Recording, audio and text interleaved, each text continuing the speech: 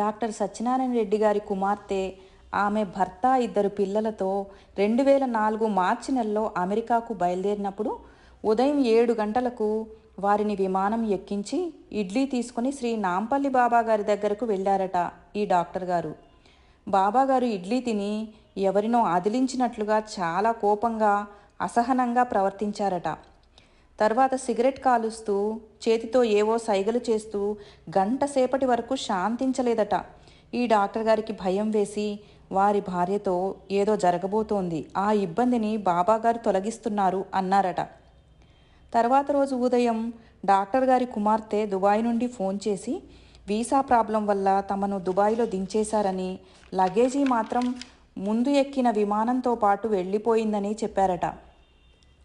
అనంతరం ఒక ఆఫీసరు సహకరించటం వల్ల తర్వాత జర్మనీ మీదుగా వెళ్లే విమానంలో అమెరికాకు వెళుతున్నామని, అమెరికా చేరిన తర్వాత మళ్ళీ ఫోన్ చేస్తానని చెప్పింది. తర్వాత రోజు క్షేమంగా అమెరికా చేరామని తెలియజేశారు. ఈ డాక్టర్ గారి కుటుంబ సభ్యులకి రాబోయే ఇబ్బందిని బాబాగారే నివారించి వారిని సురక్షితంగా అమెరికాకి చేర్చే ప్రక్రియే అంతకు ముందు రోజు బాబాగారి ప్రవర్తన అని ఈ డాక్టర్ గారు చెప్తున్నారు.